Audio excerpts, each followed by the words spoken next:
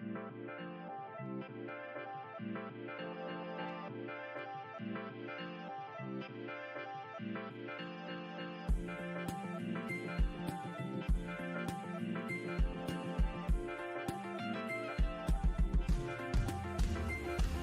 what's up, y'all? Harco's here. I edit every single episode right here, Two Beers with the Band podcast. If you've never seen an episode, well, you wouldn't know about me, but now you do. Anyway, this is part 2 right here of Bennett.io's great interview here with Two Beers with the Band. If you haven't seen part 1, make sure you go back and watch part 1 so you know exactly what's going on here in the conversation. Part 1 is available wherever you're viewing or listening to this episode right here, right now. And make sure that you hit that like, share, follow, and subscribe with a notification buzzer as well, too. That way you never miss an episode right here of Two Beers with the Band podcast. Two Beers with the Band podcast is all about highlighting and showcasing the great work and intricacies that go into being an independent artist in Nashville. Everything that has to do with the music industry, you will find out right here on Two Beers with the Band podcast. So if this is your thing, make sure you like, share, follow, and subscribe and never miss an episode right here. But without further ado, let's go ahead and get into part 2 right here of Two Beers with the Band, Bennett.io.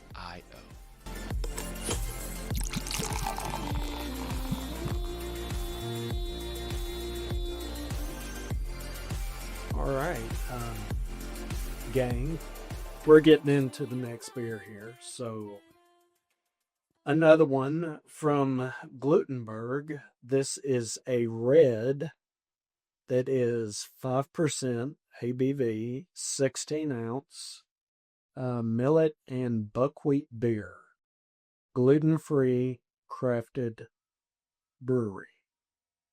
All right. Fantastic. So let's get this one opened up and in a glass. That's pretty beer. It's gorgeous. Mhm. Okay. Another one, before I even pick the glass up, it is jumping out there. There's a little bit of an aroma before I even get up on it. I'll be real, I read molasses on it. Oh. But because it does have that sweet, but I was expecting a little more. Okay. I don't know. It's not the sweetness I thought it would be. Well, when you smell it, what are you getting from it?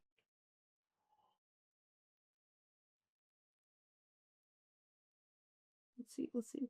I'm getting molasses. You are getting molasses? But it's not a dark molasses. Mm. Does that make sense? Okay, brown molasses, I'm definitely getting that. And I mean the color is brown molasses. I don't know, it's kind of like a soft, almost citrusy, tiny bit, but... Well, there is that little citrus component that kind of cleans up the sweetness from the molasses. Yeah, that's all I can kind of smell, honestly. All right, well. It's almost giving basic, like acidic and basic. Right. Yeah. Well, let's jump into it and see what we think. Cheers.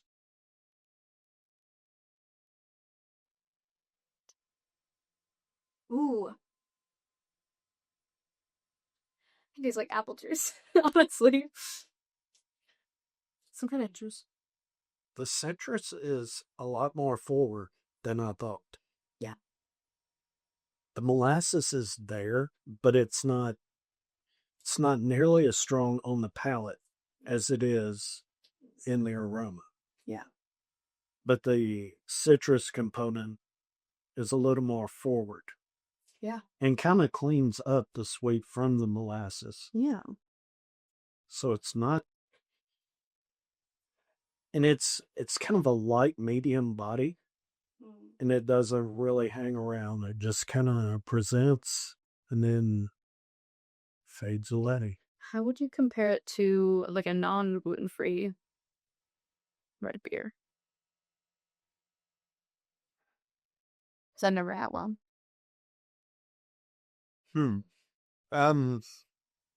Expect a little more sweetness, but not not a candy sweetness, a natural sweet.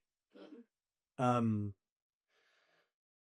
body's it's gonna be a little bit creamier. It's gonna be a little this kind of a light medium as far as body for me. Expect more of a medium. Um, a little less citrus. Yeah, it's A very little- forward in this. A little maybe nutty. Okay. A little bit. So it depends on the particular beer you get. Some will be a little more nutty. Some obviously won't, but if you like this beer and you ever happen to just want to grab a hold of a red at a bar, it's going to be a little different, but I don't think you would sip it and just be, oh wow, wasn't expecting this. Yeah. Okay. Yuck. I think you'll probably be, okay, I expected this, but it's got a little bit more going. Kind of like your music. I expected this, but of course it's got more to it. So, for a gluten-free beer, this is not bad. Pretty good. Okay. This is not bad. So, I can see myself drinking several more of these, probably tonight. But this is not a bad beer at all. No, the only time that I would really drink, I would drink beer in college before I went fully gluten-free. But that was like Miller High Life. Like I was not connoisseur of any means. You weren't drinking beer. You were drinking water. No, I'm kidding. I'm kidding. It's the champagne of beers. Right. In it, they make a good beer. It's okay. Yeah. For mass-produced beer, they make a good beer. Yeah. So, I was just kidding. Are there Bennett bells? And I'm a fan of beer. Because you have a sign there. That's where I went to college in Kalamazoo, Michigan, where they have the center of the Bells factory. And you didn't bring me any back? I kind of felt It was years ago. Didn't even know at the time. I wasn't even drinking beer. Well, you were missing out. I was drinking water. Well, beer has water in it. You should have been drinking beer. Yeah. You would have got, of course, a beer drinker would say that. Yeah, I enjoy, if you look around, I have stickers from who knows how many different breweries in here, because beer and music, to me, are the same thing. There's so many different styles of music, and there's so many different styles of beer. But for Bell's, Old Shed, Yazoo, to make an IPA, they got to have the base components in that beer for it to be classified as an IPA. But they put their own little spin on it to make it their IPA. The same way music, to fit in a certain genre, has to have base components. But the artist will put their own spin on it. Yeah, you can branch off to make it theirs. Have you made your own beer? In 2010, I had 3 different beers working. And the flood of 2010 wiped out everything. It got a car, motorcycle, almost got a Jeep, and it was right around 4 feet in my living room. So needless to say, everything on the lower floor of my house was gone. So at the time, home brewing wasn't cheap. And, I had quite a bit of money tied up in what I was doing. Then the flood happened and, of course, wiped it out. So I had to replace so many other things that beer was put on the back burner. You know, why brew beer when there are other people doing it? So, not to say that I wouldn't do it. I would love to do it again. It's just life happens and things change, and so many other breweries are doing such a good job. Let me partake in their art. I'm a consumer of music. I'm a consumer of beer. So Absolutely. I'll enjoy what true artists are producing in music and true artists are producing in beer. Absolutely. I'm a consumer. That's who I am. Amazing. So off camera, I think that beer is getting better. I really do. It's very sweet. After the second or third sip, that citrus is really hitting. So do you like it more now? I don't know. I just think it's different. I do like it. It definitely. I was not feeling the molasses flavor, and normally citrus and molasses would not be a combination I would make. I usually just think of gingerbread cookies when I think of molasses, but I think they're lovely. They just weren't present before, so now I'm just dealing with it.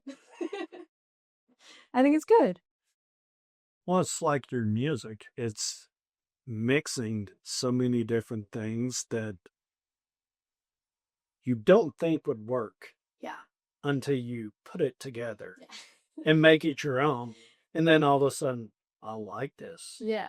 And you're going to like this too. Yeah. That's my ethos, is honestly getting two things that you think wouldn't work together and getting them to a point where they do. I think it's everything.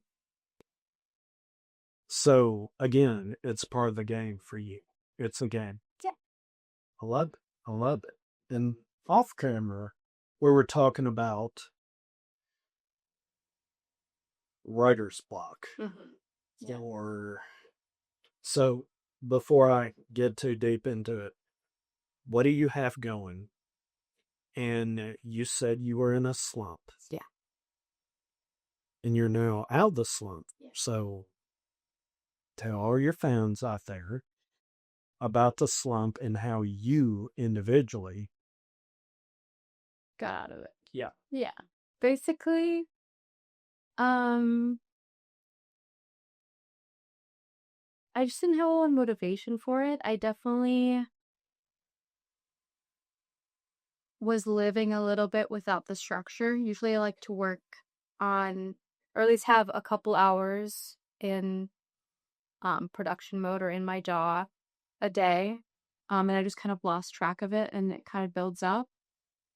And I just wasn't having my usual bursts of inspiration. I felt really bad about it. But there was not really much I could do at the time. So I kind of buried myself in covers. I started doing a bunch of covers and finding songs that I really liked that I wanted to recreate in my own style. And that kind of brought it back over time. I think there's a little bit of lower stakes when you're recreating a song that you really like. I mean, it's stakes because you really like it and you want to do it well, but it's not an original work that you have to make like up to the standard that you usually have your original work at. So I started doing covers on TikTok and Instagram and posting them pretty regularly. And it just kind of had me listening to music a little differently, because when I saw something I really liked, I was like, okay, I'm gonna figure it out again. You know, it kind of got that side of my brain working. So I released a cover of Every Time We Touch by Cascada. Do you know it? Yeah. I love that song. It's I made it's just over a minute, honestly, but it's an acapella with little like snippets of vocals underneath it as almost like a beat. And I released it because I was really proud of it. And it's doing pretty well, and it just kind of reinvigorated a love that I had, because that song is so good, and I think it's also kind of a campy song to release. So, it was kind of fun. It was fun. It's kind of a silly song that I liked when I was 12 that I still like to this day. But it reinvigorated your desire to produce. Yeah, absolutely. Yeah, I really liked it. And that whole kind of era of music is what really made me want to get into music in the first place, was kind of campy, fun, pop, bubblegum pop type. And so, yeah, it was only natural that I heard it again. I was like, wait a minute, that's actually like, I can make this my own. I can make it.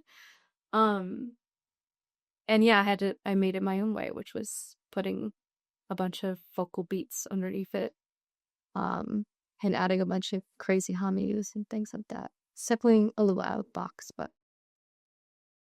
Well, since you've moved past that, what have you done since? I've been back to the grind. I've been either making other covers, I've been getting back into taking the previous songs that I've had and restructuring them so they work on those live performance instruments, which is basically just cutting them into clips, either like 4 bars or 8 bars that I need to loop, or, you know, whenever it changes, keyed again. I've been, I mean, it's just like an everyday process. When I'm really in the game, I can work consistently, and I wake up and I work on it, and then, you know, I work as well, like I have to pay bills and everything, so that takes up time. But for the most part, I just feel in like a different zone when I'm not in a slump. I feel myself coming out of it, and I'm like, okay, great. But it's happened like a couple times in the past couple of years where it's just been weeks or like a month or two where I just feel like I really have to push myself to get into that zone. And it's been like that a little bit the last kind of wintering fall of last year. I was feeling kind of in that zone again. And sometimes I force myself to get out of it, or I just ride the wave and then until I feel it again. You know, so that's kind of what happened this time, where I was trying to give myself a break and then recuperate, and I can make it happen. What do you think, as a creative, someone who is constantly, even subconsciously, creating all the time?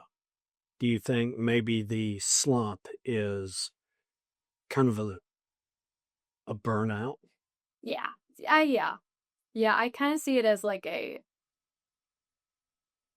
sometimes when I think about it, it's like I just need to recharge. Right. But a burnout is also a way to say that, yeah. It's hard because you want to work. When you have a dream, you want to work all times at all hours to make it happen. But sometimes the best thing to do is to take a breather, and you don't realize that when you're in the thick of it. You know? And do you think that that's what it is for creatives? I need to step back. A little bit of a setback. Yeah. And also, like, Well, musicians and creatives put so much heart and soul into their product, yeah. that you are going to suffer burnout. Yeah. / slump. Yeah. Maybe it's the body's natural way of saying, we need to step back and reevaluate. Yeah. But as someone who's been through that slump 1 or 2 or 3 or 4, or however many times, you know, oh, I'm going to come out of this. It's just a matter of time. Yeah. And then when you come out, you're just full bore and just boom, boom, boom, boom, boom. Yeah. It's the impatience, though, while you're in it, that's really frustrating. That's like, I know it's going to come out, but like, I need this to be a little bit quicker. Right. Because like, it's, yeah, when you're on the cusp of it is really frustrating. It's like, I know give it a week and I'm going to be great. But it's not right now. And I want to work right now, which is hard. Especially when it's a creative thing that does take so much of your mental energy and you put so much of yourself into it. When you don't have enough to give into it, it's just frustrating. Well, So. since you've come out of the slump, what have you been doing? Journaling. I've been writing things down a lot. I've been drawing a lot. It's something that I'm really passionate about art. So something that I was not doing for a while. I really love painting. Are there places your fans can find your artwork, your paintings? Do you have anything for sale? Not at all. No, I kind of just sketch in books. I mean, my artwork that is for sale, like my stickers and things like that, are like my artwork.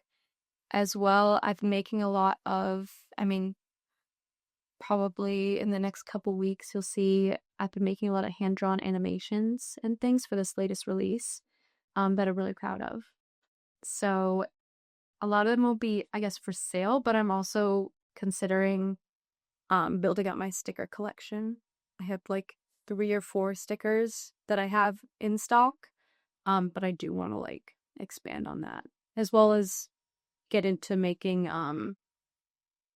my own like cover work and things like that for the singles and these. Why don't you have your art out there for people to see? I mean, if it's coming down to like Maybe not purchase, but for them to see these paintings, these drawings. sure.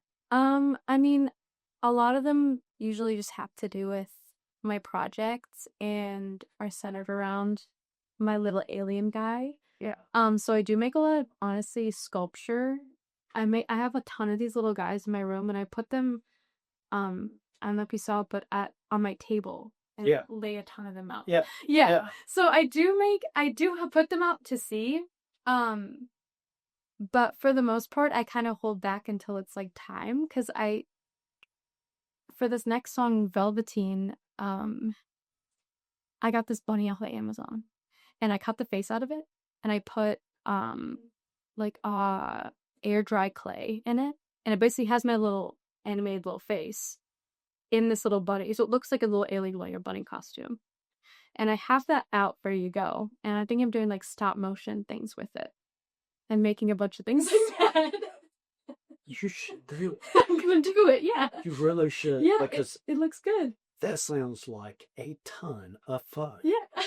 And who else out there is doing it? Yeah, I think it'd be fun. And then make videos, and if I do, project things onto my TV, like have a little short of this little bunny walking around, I'm really excited.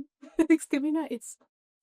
All the shorts for Instagram, YouTube, Facebook, everything. I mean, my brain is exploding right now. You could there's so much promotion. Yeah. In just that one thing. Yeah. Yeah, I'm really excited about it. I've got to see this. Yeah, I'm going to. I have it all done, and granted, it doesn't. I'm thinking of I might have to put like an internal structure in it so it actually stings up right to like take a picture. You know what I mean? Right. I'm a big fan of Wallace and Gromit. Like, I know how it works, so I think I'm gonna have to like make it work. But yeah, I'm really excited. Stop motion is something I've been into for a while. So yeah, I really like physical media, like stop motion, as well as I've done a lot of collages and things for past releases. I made like a collage zine for my EP. I made like a little like flip book that I brought around places. Yeah, I'm a big fan of like physical media.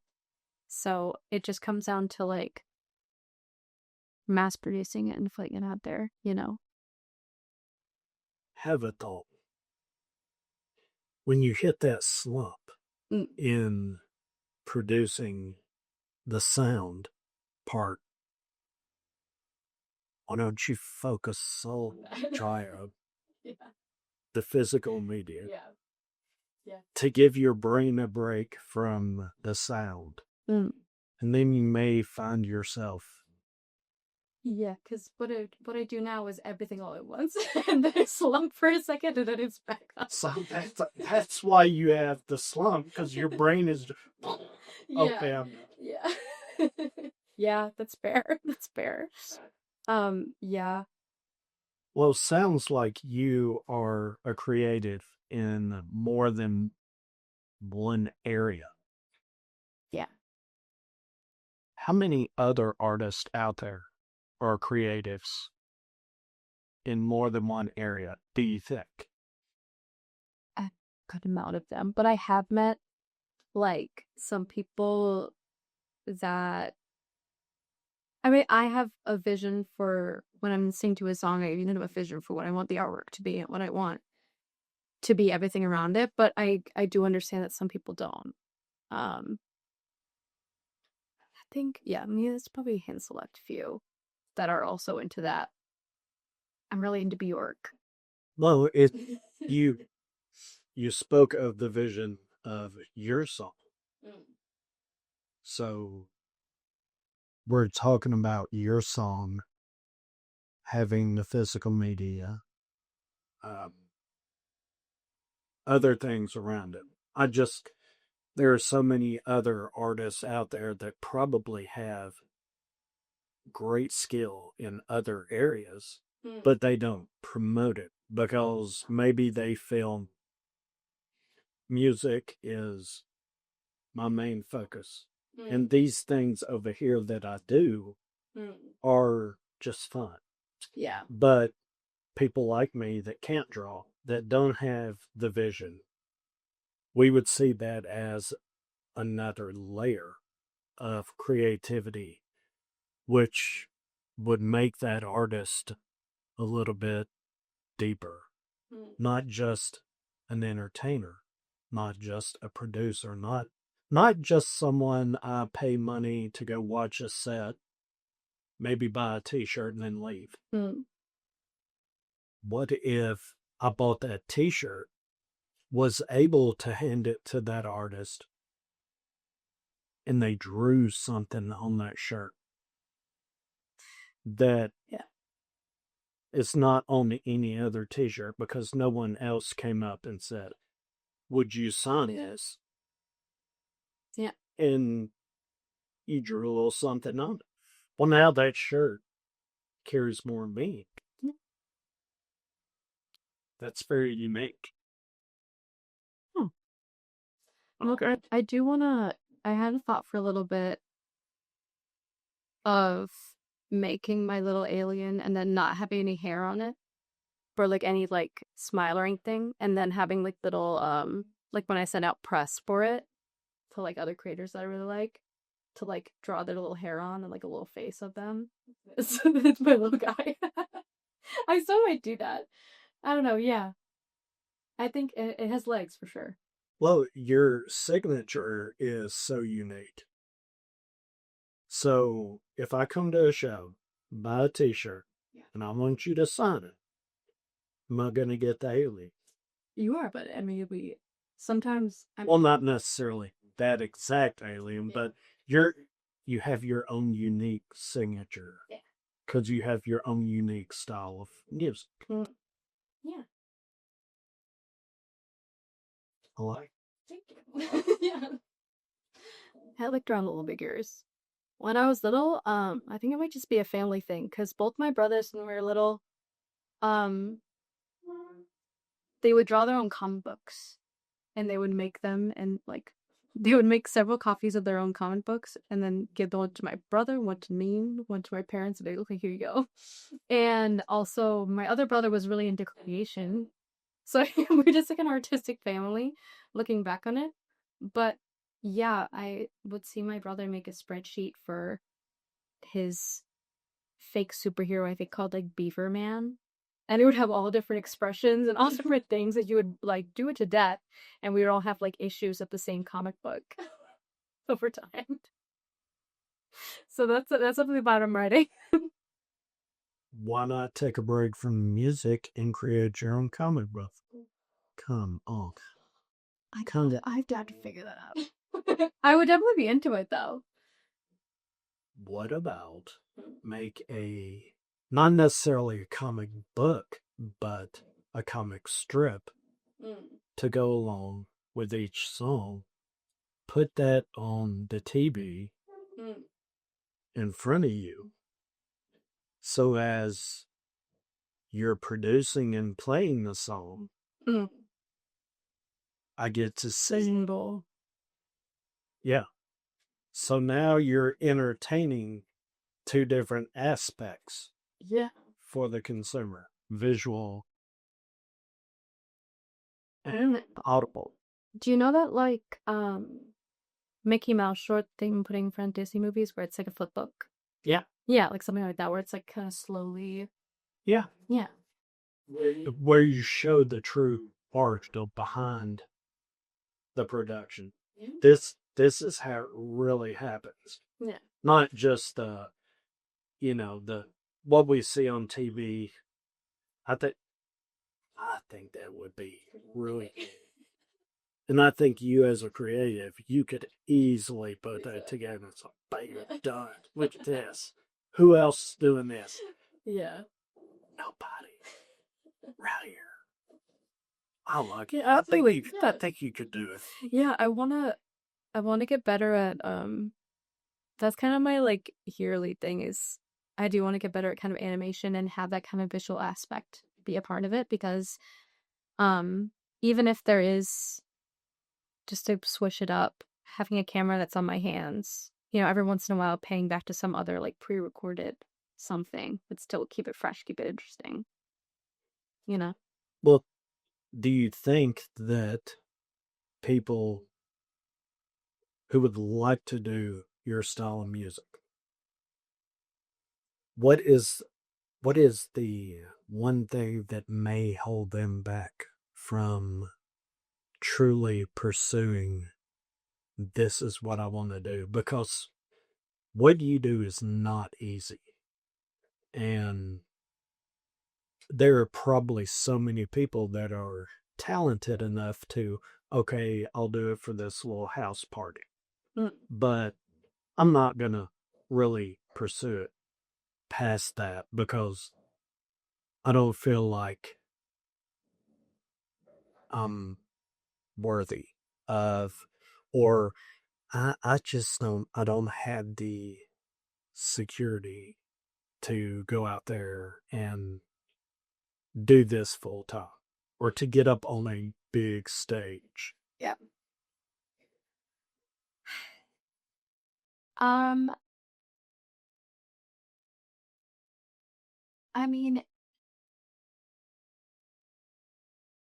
usually not thinking things through is seen as a defect. It is not, seen as a positive, but having a lot of just audacity and just doing something and seeing how it works, like throwing things at the wall. Sometimes there's a lot of times I'd be very worried about how it would be perceived. And then get an absolute case of like the fuck it's like, I'm just going to do it. I'm going to do what I have to do. Right. And this is what I want to do and I'm going to do it. It takes a lot of courage. Like I realize that, but to me, it's just like, whatever, I'm going to do it. But in reality, it's courage and it's audacity and just, this is something I don't want to do, but I'm going to do it anyways. And just doing that a couple times can really change your life. Honestly. I'm afraid every single time before I go on stage, but it just seems like a necessary evil at this point, It's something that I'm going to feel. And I think that life is nothing without being uncomfortable. And there's no going forward and growing without discomfort. Which sucks because, like, I love being comfortable. Like, I love to just stay in my little box and do everything, but push comes to shove and you're not gonna. It just being uncomfortable, you have to get comfortable with it. Okay. I guess that's what I mean. Oh, but wait a minute. As a creative, Yeah. you like being comfortable in your little box. Yeah. Come on. It's like it's something I like. it's something I like, but it's something that I know I can't have, I guess is what I mean. Okay. Yeah. It's So I need to the desire as a creative is to push forward. Yeah. Yeah, like I would love in theory to be super comfortable. I mean, but then like I think back of when I went for the comfortable option and I studied language for 2 years in college. And then I absolutely lost it and dyed my hair blonde and went the opposite direction. So I know what that's like. I know it's like what it's like going for the comfortable option. The creative jumped out and said, "We're done with this. Absolutely not. So that We're done with this. so I Moving know. forward." Yeah. So every time I get myself into that kind of slump where it's like I know like, come on, like, but eventually the other side of me comes on where it's like, okay, I can't be doing this forever. Like we gotta go. Why Go. Because then I'll never change. I never be where I'll be. Let's say be courageous. You know? It takes courage. I want to be courageous. Well, you are courageous. I think anyone who puts themselves out there the way that musicians, artists do, that takes courage to get up on that stage. I mean, to sit at home and to write and produce and sit around with people people you love, and, have fun producing, that's one thing. To stand up on that stage in front of all these people you may not even be able to see, but there's a bunch of them out there. Yeah. And to say, you know what? Boom, let's go. Yeah. That takes courage. Yeah. For me, an actor on a movie set doing what they do, I'm not going to say that it doesn't take courage, but it's a little bit different because if they mess up, cut, go back, do it again. Yeah, sure. Yeah. Stage performance, be it, an actor on stage recreating Phantom of the Opera. They practice it so much, but it's done live. And if you make a mistake and you're a good actor, yeah, you can move through it. And if you have a supporting staff, you can move through it. Same thing on stage doing what you do, but not for you because you don't have the supporting staff. Your supporting staff is right here. Yeah. Yeah. So it's a different kind of courage for the musician, the stage actor. Yeah, absolutely. And that's what I appreciate so much about music. And that's why I love talking to people who do what you do. Yeah. It's a lot of times I look at it as just, I mean, since I've been doing it for a while, like I was doing choir in high school and things like that, and performing was a lot. But yeah, it's never been like the type, I've never really been the type that it was like extremely comfortable from the get-go. I was always really nervous, and I still get nervous. I'm jealous of the people that are just like, yeah, whatever, it is what it is. Like, I wish I could be that. You know what I mean? But yeah, no, it takes a lot. Do you really feel, are you really jealous of that person that says, oh, it is what it is? I mean, I have my process, I guess, that I'm proud of, Yeah, I mean, I guess because it is such like a hurdle to go over, I do feel accomplished by the end of it. And that's what drives you to the next project. Yeah, because I get the feeling of accomplishment that I can actually do it. Because a lot of the time spent being super comfy, I'm like, I don't know. And I figured it out. How many projects do you have going at one time?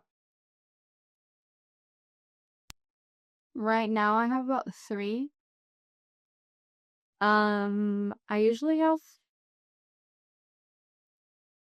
honestly around that much each time. I was working on the EP for a while, 2 years ago, and that was 5 songs.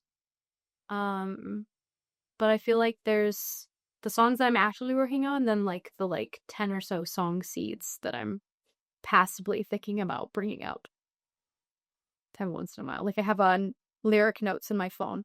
Yeah. Things like that kind of cover a bunch of areas that sometimes I think about and update over time. So right now you got 10? Or so. Yeah. Yeah. 10 different songs right now. Yeah. How do you do that? It's selective thinking. It's like I think about the one, and then at the time that I'm updating it, it's like, okay, this is the only one that I'm thinking about. And then I forget about it. And then I think about something else, and like, oh wait, yeah, this other one. And then I update it. Like it's not like I literally forget the other ones exist most of the time, if I'm being honest. I have them all like in a saved note folder. But I pretty much just focus on one at a time until I have an idea for another one, and then I just go into it. Like it's as much as I would love to be like super methodical, like it really is like like my short-term memory like really going crazy at the time. But I also have a bunch of like how it is in my production software as well. Like every time you start a new project, you're still able to see the other ones that are still in the docket. And most of the times those just fade into the background, but sometimes I actually go through and read it and be like, okay, yeah, I remember that one. Let's go back into it. And I'll spend a couple hours into it. It's chaotic. Like it's really not. What do you think that's what makes music what it is the change, and having multiple projects going on at the same time gives you a break from the other project. Yeah. And then something I'm putting in this song, maybe I can take it down here, and where I hit the wall in this song, oh, now. Yeah, roulette wheel.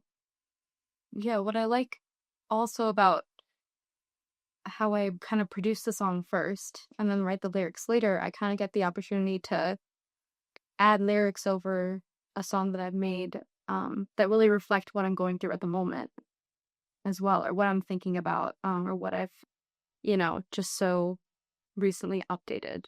It feels really in the moment, and really kind of feels almost like a passport stamp of like where I am at the time, Yeah. Yeah.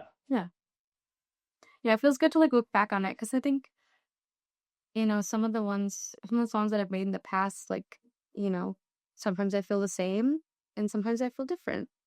But it's nice to like have a physical um media, to look back on and be like, hey, that really is where I was at. I remember feeling those things. It's nice to see how it changed. So you can take that song and put it in your current mode, adjust it a little bit, and make it fit your current mode. Exactly. Yeah, exactly. So would you say that's the true creative point or aspect of your genre of music? I mean, I don't mind going back and kind of being in that same headspace for the most part. I've always enjoyed mashups and remixes and things like that do slow down a song or make it faster and put it in a different mood. Keep it fresh. Yeah, keep it fresh. So I don't really mind putting any of my old music in to literally whatever I feel in the moment. So yeah, I think that's what I find so intriguing about electronic music. Not necessarily the music that I make, but EDM and house, and like future bass tracks that do sample from other music. I think it's so fun and so powerful to take maybe a really slow song and amp it up and make it a club anthem out of nowhere. I think it's the funniest thing and so interesting to do that any song can be made to anything else at any time. I find just amazing. It's all about, with electronic music, it's turning anything into anything else. You just have to have the drive and the will to change it. Do you have that drive? Yeah. Absolutely. I mean, the time that I was really into remixing, I could do it forever.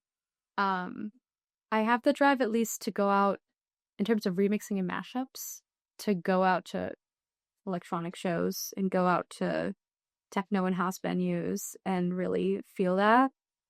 But yeah, I think I could reimagine my own music forever and ever and ever. Did So your songs are always fresh. to me? Yeah. I mean, they definitely don't usually reflect. Some of them I wrote when I was just like really, really sad or, really going through something. But I think they're still me. And I think that, even though I wrote them at a different time in my life, like who I am now is still, so it's just a different version. Well, right. Everyone grows. Yeah.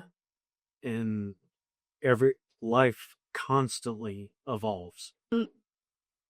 Good days, bad days, okay days, and music constantly evolves. Yeah. So you can always find a song to fit your mood. Yeah. Yeah, absolutely. And sometimes I'll find songs that I don't even fit my mood at all, but that will elevate me to that same place. I have like a depression playlist, and then I have like a pump up, love and life playlist. Yeah. And it doesn't matter like what I'm feeling if I listen to the depression playlist. Oh, I'm getting depressed. If I'm listening to the happy love I love life playlist, up. Like we're up. And I've used it a couple times to change my mood, like specifically when I want to, because sometimes it's hard. So, and we all know this, you can change the mood you're in by listening to certain styles of music. Yeah, I can try my best. I mean, it's not like 100%. But for the most part, there are like a handful of songs that no matter what, when I listen to them, I will have a smile and think it's the best song ever. What kind of mood do you want to put your audience in? I think it doesn't. Okay, so a lot of my music is pretty chill, vibey. It's all going to be okay type vibes. And that is definitely what I want to put out there. I think my emotions in real life are all over the place, but I do want to put the listener in like a calm, like, it's all right. We're just going to vibe out. We're going to chill. We're going to take a couple minutes to just take a beat, and it's going to be fine. And then we're going to go back to whatever we're going to do. Just like a calm, safe little moment in time. Because I know, everything is, there's so much going on that's a lot, and everyone has something crazy going on in their life, but it never really hurts to take a couple minutes and just, it's going to be okay. And then you go back to crazy town. Take a second, you take a beat, and then you go back. That's what I think I do. Well, because your music is so unique, if you're not in a good place when you have to go do a show, but this song requires you to be upbeat, moving, I gotta project a positive energy to the crowd. Yeah.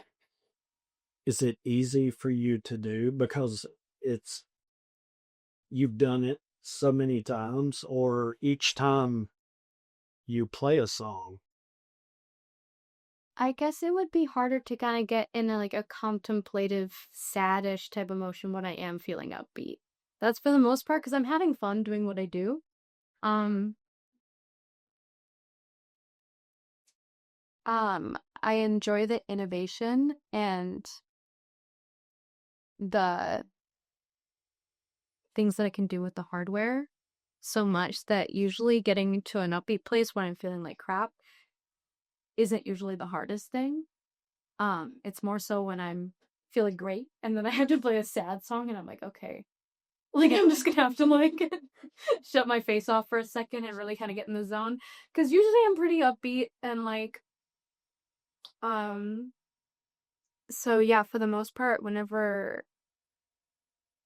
even when I have to like fake happy, like you're happier than I am, it's not necessarily like that hard. I can at least make it like sarcastic happy, like that's the worst thing. Like I go down that route more than being like, you know, angry that I'm happy. Well, you seem on stage, you seem to be energetic and upbeat and just living life. Is that who you are? The surface, absolutely. I do enjoy living life. I'm very like fly by the seat of my pants. On the inside, I'm extremely anxious at all times. It's kind of like how I view myself is a lot of do you ever watch Parks and Recreation? Okay, well, there's like an actress named Aubrey Plaza, and her basically thing is like monotone.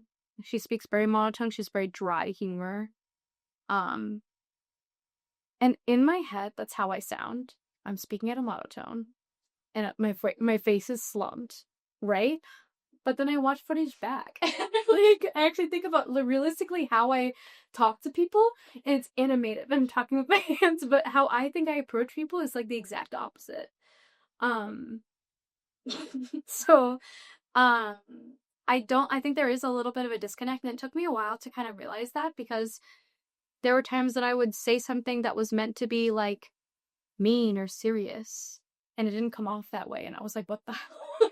Like, why didn't they read what I was trying to say? But it's because I was smiling the whole time, or I wasn't like, emoting right, because my natural like base point is just like ha ha ha, like, hanging out.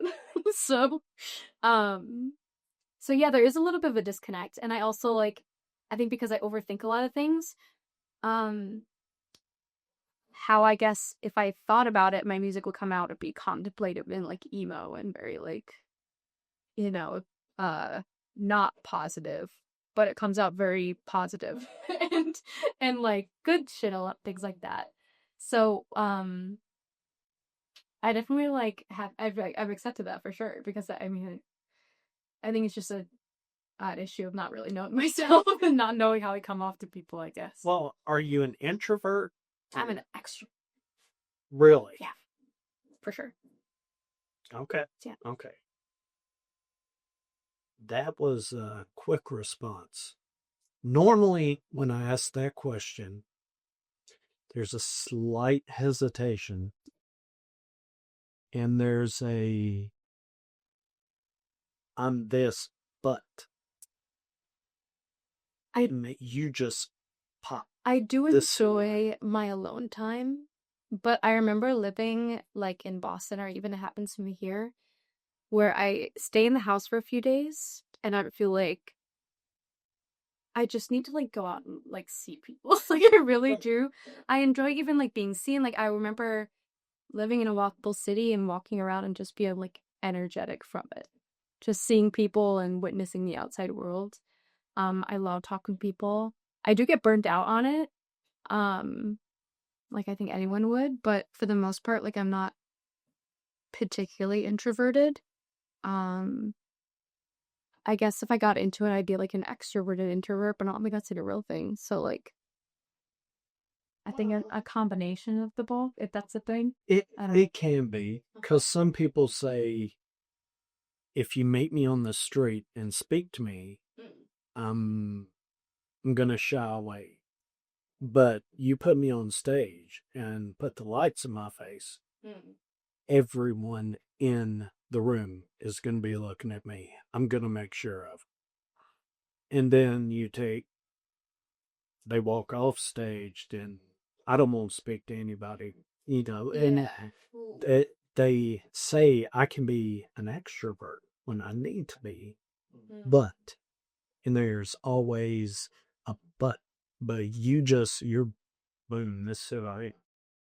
Yeah, because I think what I consider to be introverted, I mean, I guess why I consider myself to be an extrovert, it's getting energy and fulfillment from just being around people and like talking to people and um being of that way, but I guess it's also something I can turn on and turn off when I want to. Well, everybody has to have that decompression where, I've seen shirts and bumper stickers that say, I can't people today. Yeah. Yeah. And we're all like that. I don't think there may be, but I can never stand up and just people. Yeah. 7 days, maybe 14 days a week. Not a week, but you know what I'm saying. It's just, I couldn't people 14 days in a row because it's just too much. Yeah. I need to all right, hang out, me, my dog. Yeah. Just sitting out back watching the deer. Don't want to talk to anybody. I will talk to people if they come up, but I want to be here. Yeah. Do I consider myself an introvert? No. Am I an extrovert? Yes. Because you can drop me in the middle of any situation, I'm going to make friends. Yeah. That's the way I was raised. Yeah. And I was raised to fit the situation I'm in. And I do love people. I love meeting new people. That's one of the reasons I do this show. But I consider myself an extrovert, but at the same time, there are times it's just like, I can't people today. No, absolutely. So I would not call myself an introvert / extrovert. This is who I am, but there are times I need to recharge. Yeah. I need to unwind. I was also brought up in the way to get along with any kind of person at any time. I could really get dropped in somewhere and make some friends. Oh, yeah. So yeah, in that sense, it's like, I guess I consider it more of like a trial by fire. Like, I'm just gonna figure it out, Yeah. But I mean, yeah, I know that not everyone can. Yeah, 7 days a week. I definitely need to take at least that's why I like video games so much, is I can just stare at a screen for a little bit and just zonk out. Right. And then recharge that way.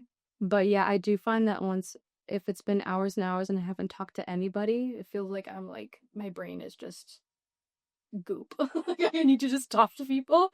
I need to communicate with somebody, or else I just feel so drained.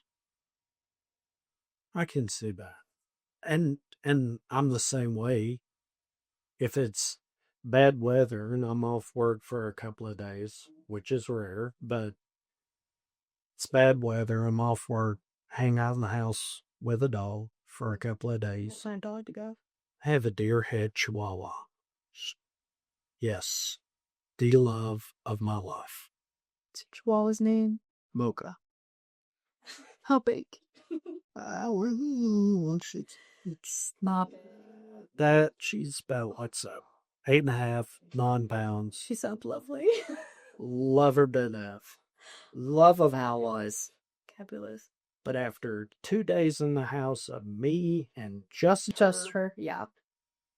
I need to go talk to Sama. Yeah, exactly. So she and I will load up in the truck.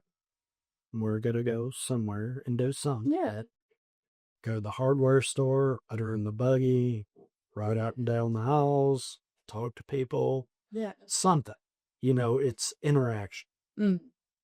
It's something that she and I can do together that recharges us. But absolutely. Yeah. Because she gets tired of playing the same games after 2 days. Absolutely. So it's a recharge for both of us. And I feel your pain of sitting home alone. I just can't do it. Yeah, it's hard. So in the spring, summer, and fall in Nashville, where the weather is acceptable, even if it's starting to get cold, I'll still go outside. I'll walk her 3-4 times a day just to talk to people in the neighborhood. Yeah, exactly. And I feel that does recharge me, but it also takes my mind off something, if I'm in a headspace where something is really just, I can't stop it. There are 2 or 3 different outcomes to what I'm thinking about, and I overanalyze each and every outcome. That's when it's time for me to get out, go do something, change the narrative going on in my head because it's eating me up. Yeah. And I feel that creatives in the music space go through the same thing. Absolutely. My mom used to call it borrowing trouble whenever I would cycle through. Because I'd be like, well, what if this happens? And what if that happens? She'd be like, you're borrowing trouble. You're not. It's not going to solve anything. Thinking of all the things that could go wrong. Right. And all the things that, overanalyze everything. You just have to go with it, Well, most of the time, me, I tend to lean towards there are 4 possible outcomes. 3 are bad. 1's good. Yeah. Why do I dwell on the 3 bad ones? Yeah. So when 98% of the time, it's the one good one. Mm-hmm. And I completely wasted all that time, energy, and effort on things that didn't have. Yeah. Or realistically aren't gonna. Yeah. Yeah, it's borrowing trouble. Exactly. So I like that. Your mom was on this. That needs to be on the t-shirt. Borrowing trouble. Yeah. Yeah. She would say that whenever, because I would just stay up and be like, I think that, what if this is gonna happen? What if this is gonna happen? And yeah, she'd be like, I think there was some other like comeback with it about how you're gonna pay it back or something. But yeah, like it's hard to get out of this like doom spiral of just being, even if you know there's a good outcome, the possibilities of the bad outcomes are just so compelling. They really like take up your mind, Right. Yeah, oh my goodness. So have you ever been in a headspace of bad things could happen and decided to write a song? Yeah, my first song that I ever released, I made in a final for my Ableton live class. But I didn't end up releasing it and writing lyrics to it until it was the 2020 lockdown, and I was in the Berkeley dorms alone for like 2 months. And it was nothing. Like the only interaction I had was going to like the Dunkin' across the street and being like, hi, can I get a Dunkin'? Or I would call my friends and things like that. But it was so just isolating and horrible. And yeah, the song came out very positive. Like it's called Just Fine. Like everything's gonna be just fine.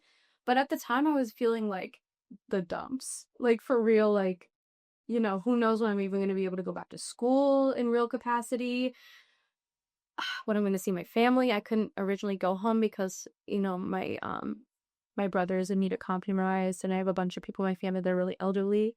So, yeah, it was really like the dumps. Like, I don't know if anything's going to go back to normal. It's going to be horrible. And then I wrote Just Fine, which is just for me telling myself that it's going to be all right. It's going to be all right.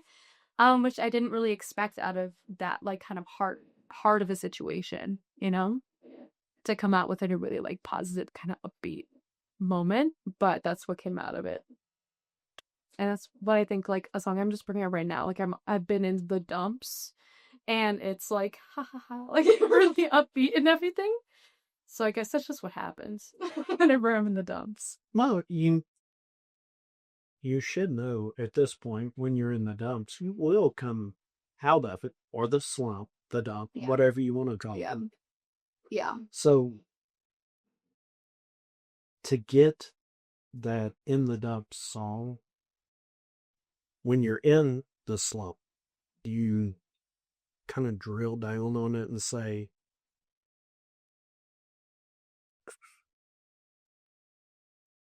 let me really lean into what I'm feeling right now and just dial it up a bit, because I know I can make something positive from this. Yeah, it's almost like the songs that I write reflect my inner dialogue of it's gonna be fine, it's gonna be great. The only song that I have out that's like a little bit angsty and a little bit moody is one that I have called In the Grass. Um, Available on Spotify and everything. Um, but it's one that I wrote when I was actually I tend to write sad music when I'm feeling good and happy music when I'm feeling very sad. But this song was basically about my frustration about like I use they them pronouns and living in that world was really hard for a while when I was first starting out. So it's a very like a moody emo type track about, not feeling accepted and not kind of it felt like I was growing in a way that was like almost like pruning myself instead of trying to grow bigger, I guess. Yeah, Does that make sense? yeah. To try and like fit everyone's ideas of me, and try and like fit because I have two older brothers. I'm the only girl. So it's that on top of everything to try and fit into everyone's expectation of me when I feel like I'm not. Felt like basically the metaphor that I think about throughout the song is being like one of those like dandelion weeds with the really thick leaves. Yeah. Cutting them down to be thin like grass. And basically doing that consistently. So I fit in with like a lawn. Which was very much how I was feeling at the time. But it wasn't like I was necessarily in a bad place. Like I felt that, it's kind of my angry song. But I guess to answer your question, it's more so when I'm feeling happy, then I write about times when I was sad. Or if I'm feeling sad, then I really think about the me that's going to come out of it, I guess. I've never heard anyone say, I write sad songs when I'm happy. And I write happy songs when I'm sad. Yeah, that's what I do. Yeah, I have to get over it first. And then I'll write about how I felt. Okay.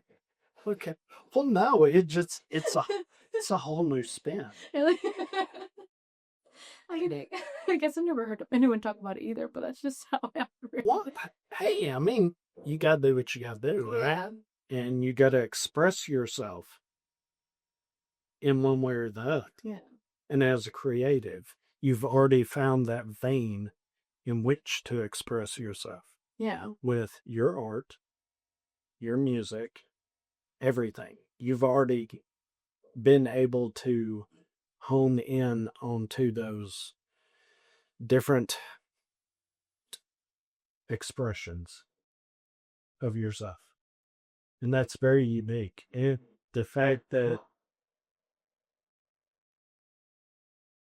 you're able to go down those different roads and do different traits.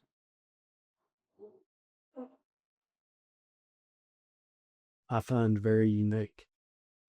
And I think that's really cool. Like you've found so many different outlets. Yeah. But you can still combine all those outlets into one piece of art. Yeah. Because the music, the alien, the TV, the lights, it's all just one expression done in different forms. Yeah. Exactly. I think that's very cool. Well, thank you. Yeah, because it feels like a lot. Well, there's no doubt it's a lot. Yeah, How much time, does it take to get up on stage, put all that together, Yeah. get it where you need it to be, plug it all in, make it all fit, Yeah. and then go. Yeah, and not be like a super pain to the sound guy as well with the setup. That's what I'm always really worried about as well. But yeah, no, it's I always want to be like not. It sucks because I want to be like not complicated. I want to have like only like a handful of things going on at once. But unfortunately, like how it works is there's a lot going on. So to have that all represented on stage and feel like I'm being seen like fully with everything that I want to show is difficult to like trim the fat and to figure out what's, a concise expression of everything, Well, if you have so many different talents, you have to express them all. Oh my gosh, thank you. Yeah, no, you're right. You're right. If I had that many talents, buddy, Yeah. I'm showing everybody all the time. Thank you. Yeah, no, yeah. It's hard because I also like have to like, I can't be like a full-time artist, I have to have a job that, pays my rent and I have to, work on that in other ways. So it's also about time management and things like that. Because also, trying to get anything done in a reasonable amount of time with that many things going on is a little difficult. But I think at this point I've made it down to like I got down to science, I go. But yeah. What do you think for future songs that you could do a full video of comic book for each song? Like if I had like an album or like in the future where I'm just releasing per song, or maybe an album, the whole thing. I think I could. I think especially with my next release where I do have a bunch of I'm making a lot of physical things for it and I'm working really hard at making a lot of media and promotion around it, that if I can go all sub-evolve with it, like in a way that I want to, Right. then it will absolutely set up a stage of like, okay, like I'm gonna keep these concepts in mind and these different kinds of promotions in mind, and if I can like pull it off, it'll be like, okay, great. Like this is now the rubric that I'm gonna base everything off of, Well, why can't you pull it off? I mean, not to like down myself or anything, but like in general, like I just have to hunker down, and I will. But yeah, I guess I don't want to jinx it, I guess is the thing. I don't want to say like, I'm gonna do it, and I don't do it, I'm gonna feel terrible about it. It's easier to be like, okay, well, I guess I'm not gonna do it, and then like maybe I'll succeed. I got you. Because yeah, I trust my abilities and I'll figure it out. But it's life is crazy. You never know. God, that is so true. Every day, it's something that You just never know. So it's just. I made plans for every day. Every day. 95% of the time, it doesn't work out that way. Yeah. And I understand that, and I've accepted that. So. Yeah, it's about riding the wave. Exactly. Yeah, for real. No, yeah, like it's crazy. I'm going to take one more intermission so Harkos can tell you more about what he does. And when we come back, I'm going to open one more beer and we're going to take a deep dive into Bennett.io. The Apex Music System. What is the Apex Music System? For those of y'all who have never tuned in here to Two Beers with the Band, you may not have heard it, but Apex Music System is a system that I devised that helps independent artists of all genres, like Bennett, like any of the other people who've been here on Two Beers with the Band, get real success in the music industry on their own terms. Who am I? My name's Harkos. Like he said, I not only edit this episode, but every episode here on Two Beers with the Band podcast. But aside from that, I also have my own podcast called Music Making Sense Podcast, where it's all about music marketing, branding, and how to have success real success as an independent artist. And on my podcast, every single week, I drop a brand new episode every Monday talking about specific tips and tricks that independent artists can do in order to help grow their career. And sometimes I'll even talk about things that go on in the industry that negatively affect independent artists and how to overcome those things and still strive for success in this industry, and to do it on your own terms, not selling out your morals or to a label, but actually living your life on your terms, creating music that you enjoy, and interacting with the fans that love you the most. So if you're an independent artist who would like to learn a little bit more, maybe you need some help with your marketing, or you happen to be somebody who knows independent artists, like Chris knows all these great independent artists, you happen to know a bunch of independent artists who could use some help with their marketing, everybody needs to come check out Music Making Sense Podcast. All links and information is available at musicmakingsensepod.com. There you'll be able to find the links to all the streaming platforms, video platforms, social media. You'll also be able to find my courses and services that I have available, so specifically designed to help independent artists grow in a real and sustainable way. So again, if you're an independent artist or you know somebody who could use some help with their marketing, Music Making Sense Podcast, available at musicmakingsensepod.com, is the place that you need to go check out. So anyway, they're coming back. Let's go ahead and get back to the great episode here. I'm learning a lot. Bennett is a very unique and eclectic, I guess that's a great word, but a unique artist. And just hearing about how much time is put into just creating one song, it blows my mind. I gotta listen to some more. So let's get back to it. I'm not holding you up from anything. I mean, maybe I do want to get home before it gets for people start leaving their Super Bowl parties and things like that. Okay. So I mean, we can go ahead and start out if you want to. Yeah, that'd be great. Yeah, just about 30 or 45 minutes or so. Yeah. Just so I don't have to drive home with the angry Philadelphia fans. Oh, don't say that. Maybe the happy Philadelphia. Oh, I was fixing to say, she's looking at score. No, I haven't seen it yet. I don't have any service in here. Oh, okay, yeah. Have you seen it? No, but I do have internet in here. Do you want to? I kind of want to know. I'll let you look. I don't want to. Okay, sounds good. I have a feeling. I don't want to drink. Where's some wood? Knock on some wood. I have a feeling in my bones that justice will prevail and Philadelphia is going to win. I like it. I like it. Justice. I got a feeling of justice. All right. Don't. I'm not even going to look. Okay. Okay. Super Bowl score. No, I don't want to hear it. We're so up. Check it out. You're going to love it. Are you sure? Are you sure? I missed this game. We're burning couches in Philly tonight. We're doing it. Let's go. I missed it. That's insane.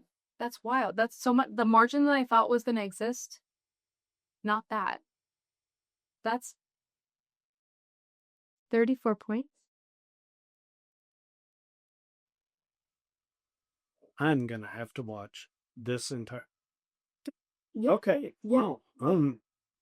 Did not Go Eagles. expect that.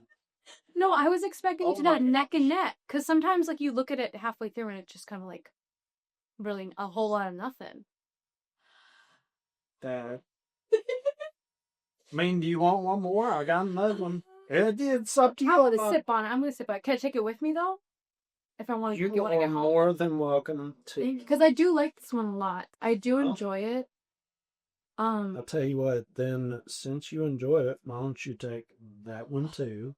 Bless. I'll put this one down here, and I'll open an IPA, and in fact, you're more than welcome to take this and take that one. Oh my goodness. I'll drink this one.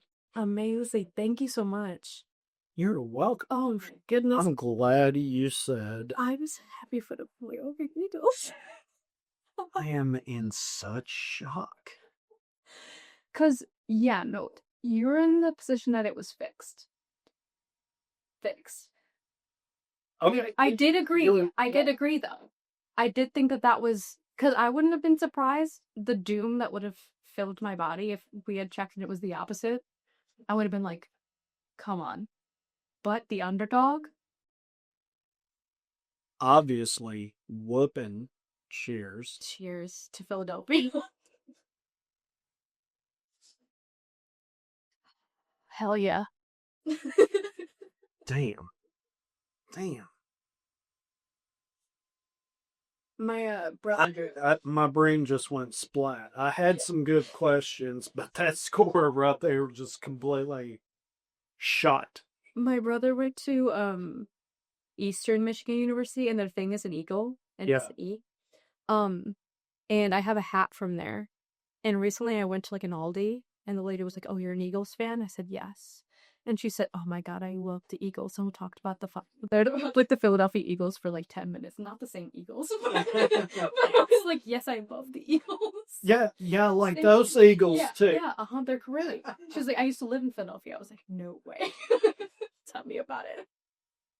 That is awesome. I loved it. No, and like I do have a hat that technically rips the Eagles. It's just not. It's like green. It's not the same color. Well, I mean, from a distance. Wow. It feels good. Oh, I got to get back on track because Physical media. Physical media.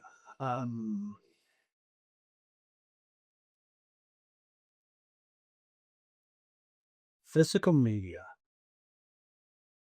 T-shirts, hats, stickers, things of that nature. Physical media. That's what you got to sell at your show to really make the money. Yeah. So you have the ability to create these things to make money. Yeah. There's potential, yeah. Potential. I mean, you could do.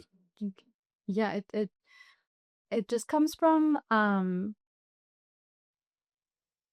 the motivation. I do really want to get a friend of mine did t-shirts and there's a way of screen print using like tights and like a circle embroidery boop. Yeah. And you can like use Mod Podge to like paint over the areas that you don't want and then just do it right on the thing. Yeah. I'd absolutely be interested in that. It's super cheap. Then why don't you do it? I just haven't done it yet. I think I haven't. I want to play a lot more shows. Like it's kind of my like year. It's my year, so I'm gonna make it happen. Oh, promise. Promise. No, I think I'm gonna. You know what? Yeah, I promise. It is recorded, so. No, I think. What that's a handshake right there. Is what that is. Okay, well then I'm gonna get an embroidery hoop, and the next time you see me, I think I'm gonna play a show in April. That gives me plenty of time to get t-shirts. I had the idea at one point to have just one double XL t-shirt made for one show, and then first come first serve. Nothing. Interesting, but if I get that shirt, what else do I get? You get a bracelet and a keychain. I don't know. I don't know. I need to get my own, personal EP that you haven't created for anyone else. Okay, yeah. I mean, if I'm getting the one and only t-shirt, I need to get the one and only EP. Yeah. So maybe I'll make a couple t-shirts. Okay. I think I want to make I also thought about something DIY that could be fun is doing like a black shirt and maybe like bleach my little logo onto it. So it's like really bright and fun. I definitely want to because I've had a lot of friends that have been into screen printing.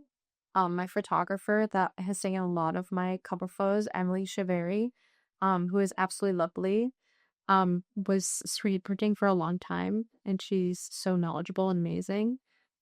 So I definitely think that I can hit her up and make it happen. I want to do shirts. It's about time. It is past time. It's past time. And 2025 is your year. Thank you so much. Do you know it's the year of the snake?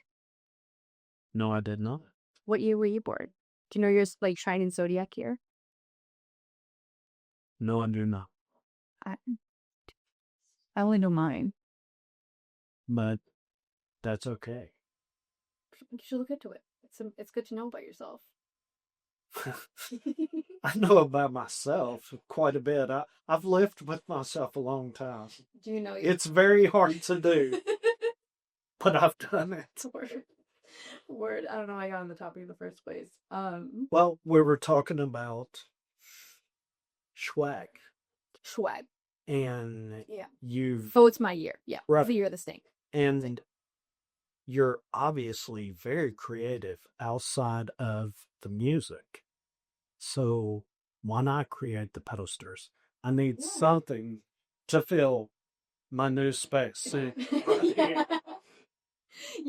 No, I'll make posters. And t-shirts. Yeah. The camera, I don't think can see them, but I do have band t-shirts. Okay. Hangies. Did you, exit in? And I'm all about t-shirts. I enjoy wearing t-shirts, but I also enjoy displaying t-shirts. So you have the art already there for the bumper stickers, or I'm sorry, stickers, Bumper t-shirts. You know, I mean, it's already there. You've already created it. Yeah. So why not just put it out there? Yeah, you're right. Sell merch. Yeah. How else are you going to make money? That's true. From the music. I mean, That's honestly. true. No, for real. No, I do. And I'm thankful that it's like merch making and things like that is something I do genuinely enjoy as well. So it really doesn't feel like, too much of a hassle. I did design, the shoe stickers that I gave you, as well as, I have this one that I gave to just my dad, and he has it on the back of his car. It's not a bumper sticker, it's just a regular sticker. It will wear off with time. But it's just my little animated head. Yeah, I gotta get a little bit one. Yeah, it just kind of comes down to like costs of getting all that done, but it's nothing that I can't save up for and make happen. I mean, I guess that's the only thing that's keeping me from it is just monetary, but I'm gonna hunker down. I'm gonna make it happen. What's your year? It's my year. It's the year of the snake. The year of the snake. Yeah, that's what it is. Last year was the year of the rabbit. I think. I don't know. Okay. I'll take your word for it. I think it goes rat, ox, tiger, snake, and then Well, you don't need to look forward to that. You need to look at the now. The year of the snake. Exactly. My year. That should be on all your t-shirts. Well, not necessarily on the front. It's just like right here on the back. Yeah. Year of the snake. I can get something. Just kind of 10, 15 years down the line when you see that someone wearing that t-shirt. Oh, I know. You're an OG. You can look on the back and say, yeah. Year of the snake. 1,000%. No. No, I love it. Do you know your zodiac sign? Sagittarius. So it December November? Or December, November? Yeah. Okay. Early December? Yes. What date? 18th. I have a cousin that was born on the 3rd, and I thought you were going to be twinning with her, but you're not. No. I'm sorry. Sorry I failed No, again. it's okay. It's okay. Golly. Nice. No, it's okay. I was so close.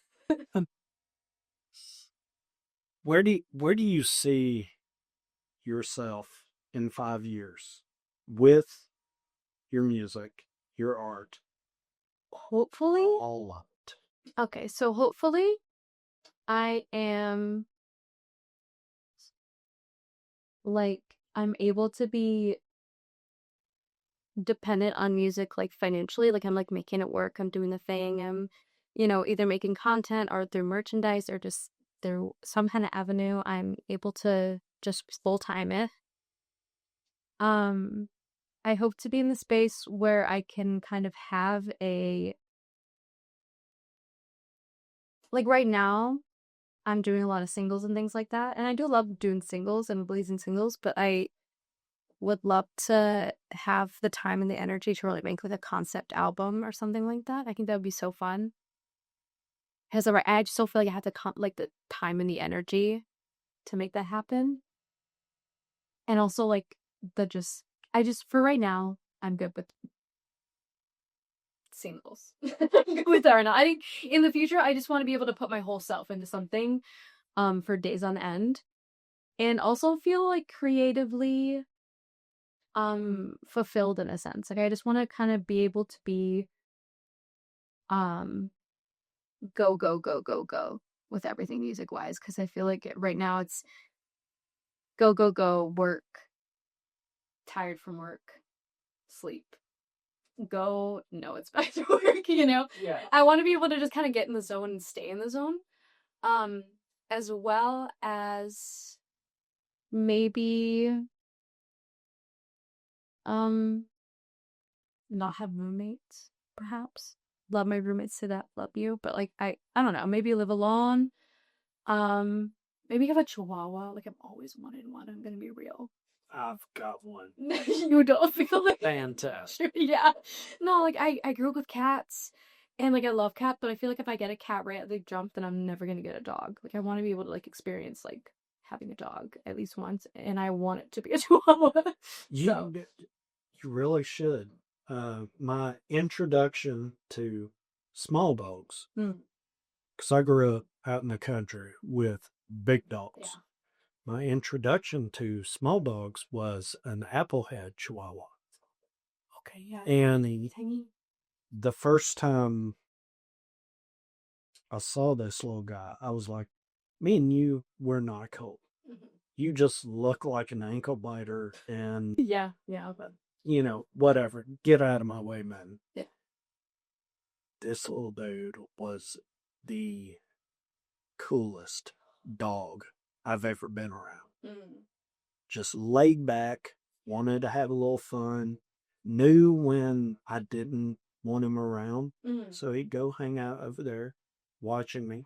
He's in the room, but he's not in my space. Yeah, exactly. And he knew when he needed to be in my space, but not in my face. Yeah. And then he knew when, all right, it's time to play. It's time to get down. He knew where I was, and he knew where he needed to be. Yeah. But he wasn't my dog. The girl I was dating at the time, he was her dog. I'll tell you off camera how I got my dog. Okay. And she has completely changed my life in a positive. Yeah. And I hope that I could reciprocate those same feelings for her. Yeah. You know what I'm saying? Absolutely. And I'm telling you, Chihuahuas are not just loud ankle biters. Yeah. There's a lot of person. Yeah. My parents recently got a dog in 2020, and they wanted a small dog, but my dad is like very anti-Chihuahua, and nearly every small dog that you find is some part Chihuahua. Right. And he was so anti, like they're just gonna yip all the time, they're just bad tempered, whatever. The dog they ended up getting was, swear to God, pit bull mixed with dachshund, mixed with Chihuahua. Like some Chihuahuas in there for sure. But imagine a pit bull with legs half the size. That's pretty much what their dog ended up being. The sweetest, most amazing, shouts to Penny, the sweetest little dog ever. And he was so anti getting like a small dog in general because he had so much beef thought up in his brain about Chihuahuas and how they like would act around. This guy, I'm that. Like he was just so anti. And then we got a little dog that's like mixed with a small dog and another small dog and a medium dog. She's the sweetest. She's so sweet. Oh, And they're so smart, and they're not necessarily like, she wasn't really affectionate. She came from like a bad situation, but the loveliest dog. She's so lovely. Small dogs get a bad rep. I agree. They're 100%. so sweet. 100%. Do you think having a pet would influence your music? Maybe. I think. Well, yeah. I imagine. Well, it depends, because I feel like if I had a cat, it probably wouldn't. To be real, like I love cats so much. I think because they don't really get me out of the world, into the world. You know, you have to like walk a dog, and you kind of have to be like sociable a little bit Right. with the dog. I think it would impact my music a little bit more to have a dog that I actually have to, or have an animal that I have to leave the house with. In terms of like lived life experiences and being out in the fresh air, you know. Right. Whereas having a cat or like another animal that lived inside, I don't know if it would affect my music a lot. But I mean, maybe having an animal that didn't have to go outside, I would be more like on the grind, like inside my house, you know? Right. A dog, you kind of have to walk around or give it some fresh air, but then also that could be beneficial because I'm going out and meeting people and, you know, Taking a break taking a break. your head. Yeah, so I think that's why I do want to get a dog at some point, because like I've had cats my whole life and I know what that's like, but I've never had to like walk a dog or pee out. And I remember when I ended up moving back home in 2020, when they had the dog that I like begged them to get, by the way, because I was like, you need a dog, because it's like, it's really hard out here.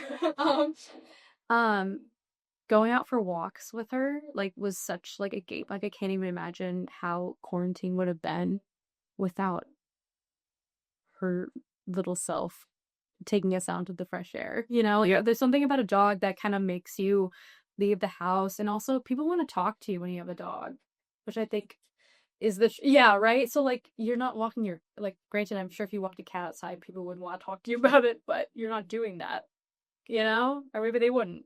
Well, cats. I know someone that walks their cat, and it's very cool that they take their cat out and walk them. The cats tend to kind of like, I'm gonna walk over here and just sit down, Plop. and this is where I'm gonna be for 20, 30 minutes, and I'm gonna get up, move about 2 feet, plop down. Yeah. So yeah, it's not the same. A dog is go, go, go, go, go, sniff, sniff, go here, go there, go there. They're all over the place. Yeah. So if you focus on them being all over the place, Yeah. you're not all over the place. Yeah. Yeah, let them kind of lead.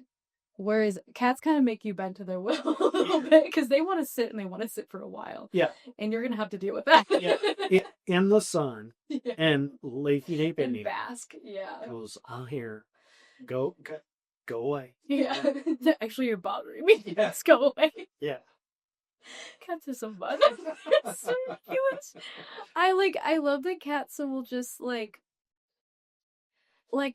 Granted, they are like, I don't know what their intelligence level compared to dogs, but they will do the same silly crap that dogs do. Like they'll jump off of something and land flat on their face, but still they have this air about them, like they're like royalty or something. I think it's the funniest And thing. they'll bounce up and be like, What, did you see That- anything? Did you see anything? I meant to do it. Yeah. Did you see how graceful I fell on my face? Anyways, Bet you can't do it. feed me now. Like, I think there's some. Now that I've entertained you, Yeah. feed me. Feed me. Whereas dogs that usually are like, oh my god, forget about what happened. Let's hang out. No, I think they're so charming. I think they're so Oh, cute. did you laugh at me? Was that cool? I'll do it again. Yeah. Do I get a treat? Yeah. Literally. One of my roommates has a Great Dane. Good night. She's lovely. She's very lovely. And I never thought that I would ever want a big dog, but low-key, she's so silly. She's any big dogs that seem like they would be scary. I don't know if I could take any Great Dane seriously after this, to be honest. Well, they're so big. They're so big and they're so goofy. But I mean, to bring it back to music, sometimes I'm walking. If I sit in my room and my door will click, but if it doesn't click twice, then she's able to barge in. So I'll be done. I'll have headphones on, do my thing, hear a gust of wind. It's her booming in to my room. And does she make a lot of noise? Yes. She sniffs so loud and she harumphs so loud. She's literally like, she can be a studio dog. She just has to figure out her own, like, just to like get up on the bed and be like, walk around for like 30 seconds and then get comfy. Right. But until then, she's harumphing, she's sniffing, she's making all kinds of noise, she's rubbing her face on the carpet at full like capacity. Yeah. I love her to death though. She's everything. Could you incorporate that into a song? I can imagine miking her up. Here's the thing. You seem to be creative enough to. Well, yeah, it would just have to be a little gross because, like, I would have to, like, you ever watch, like, ASMR people? Sometimes they'll put, like, a sheet of plastic over the mic and they'll tap on it or something. How I would have to get a sound out of this dog, whereas I have to do a sheet of, like, saran wrap, peanut butter. The sounds coming off would be absolutely foul, but I would maybe be able to do something with it. That's the only sound she would make, if not trying to eat the whole thing whole. Which I don't know what sound I would make either. There's only one way to find out. I don't have a microphone that I dislike enough to ever look over it, to be honest. No, she will, something she will do, every once in a while, like, an ambulance will go by. She, like, will howl along with it, which is really, really cute. But most of the time, she only does it in her sleep. So she'll be conked out going, oh, with an ambulance going by. It's the sweetest thing. That would be So if I stand up and I have a little mic, I could absolutely get her. Featuring Stevie. So why don't you I hadn't thought about it. video that with your phone and put it on all the social medias? Yeah. Name is Stevie Licks. Name it for Stevie Nicks.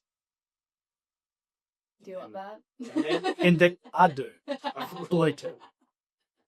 And I can actually see with that style dog why that is the name. Yeah. Yeah. She's a special little girl. So why don't you make her A featured artist. TikTok champion? Here's the thing, she's not photogenic. You literally hold up a camera to get a picture of her is the hardest thing in the world. Oh, my love's the same way. Dude. If she thinks you're taking a picture, You have to she do will something. run and hide. Yeah. If she's doing something, Did I see a picture of her? yeah, of course. I love dogs so much. She's your background, but she's brittle. Yes, Oh, fabulous. it's my little girl. Oh, there you go. Like, sorry. What's up? Do it again. Oh, she's lovely. Thank My you. goodness. Thank you. Good Stevie. She's not my dog. She's fully my roommate's dog, but Oh, baby. she's so cute. So Stevie has the coloration of a cow, like a very classic cow. Black and white. Yeah, let me try and find one that she's actually like the whole body. I have a bunch of ones that's like 0.5 from below where she looks insane. Like it's just sort of like her mouth. I love to take pictures of her like that. Do you know how many times I had to snap that before I got that one single photo? Here's her. I made her a paper hat for like a pilgrim hat for Thanksgiving. Yeah. No. That is so cool. No, she's so droopy. she's just so Miss it. Let's see it. I want to see Miss Licks for a moment. Miss Mimi. I love it. Yeah, no, yeah, and you can see we have the Kramer framed in the back. Yes. That is great. That needs to be on your social media somewhere. I love And I like the fact that you have light. So we can turn it on. It's Dedicated like a museum light. specifically for that picture. Yeah. There's a story behind that. It's a mahogany frame as well. Like it's a nice frame. Yeah, no, we hung it up and then my roommate was like, hey, maybe we should get one of those lights that they put in museums like over it and maybe we can get like a little plaque. We don't have a plaque yet, but we were gonna be like, the Kramer 19 whatever next to it. Yeah, for a while there, our first kind of comfort show that we watched together as roommates was Seinfeld.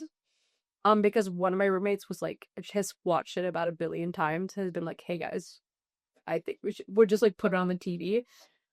I love that show. I think it's so funny. And there's like 8 seasons, 9 seasons. There's a lot to watch. Yeah. So it was just in the background for like a while there. And like, I love that show. It's so good. You can throw that on and do whatever you have to Anything. and come back and it's still there. Yeah. No, it's fantastic. I love that show. But yeah, it's in our living room. Well, that In case of the back of our family photos. is it really? Like, it's in the back of our pictures of the dog. Sometimes I'll like, it's like a jump scare. Like, you'll take a photo and then zoom it and there's the Kramer in the back. It's really good. You should make a game out of it. You want to hear the real tea? Yeah. She actually ordered 2 of them. So She or stopped them. one I haven't seen. Well, here's the thing. 2 of the same one. In identical frames, right? When she had the second one, spooky stuff started happening in her house. Like ghost type things. Like doors would open by themselves. Cabinets would open by themselves. Like it's hard to get spooky. So she gave one away as a white elephant gift. And then everything stopped ghost-wise. So I think the Kramers were like battling for like dominance of the household. So what if you put one in the garage? I think Is it far enough away that they're not? like it was downstairs in the first place, so we had enough room there. It was not enough room. It was this townie big enough for the 2 of us. Tight piece. Yeah. Yes. So yeah, that happened.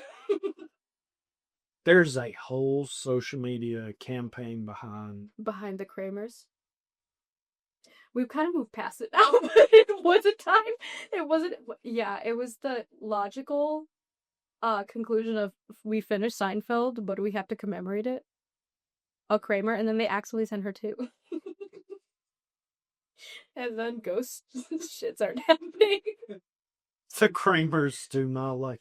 There's only enough room in this town for one of us, and you had 2 of us. We're both on a mahogany frame. I think not. I love it. Yeah, I love it. that's literally what happened. Like, I'm not kidding. It was so crazy. It was like one of us coming down to me and like, hey, did you hear that? So I'd be like, no. Like, Neither did I. but neither did I. I think the other one was in the basement. The basement door with creak open. I love it. It was crazy. So Kramer is an alpha.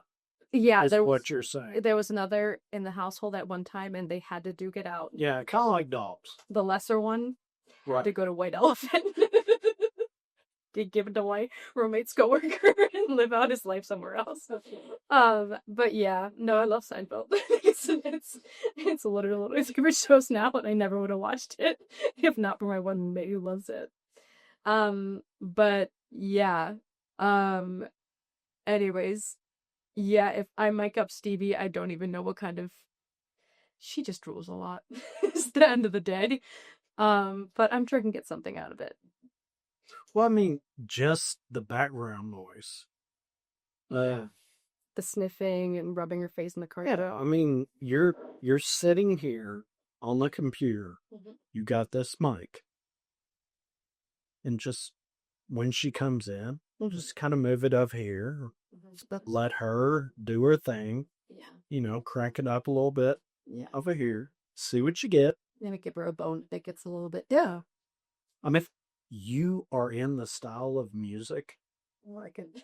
where you could take that and make it work, you're creative enough.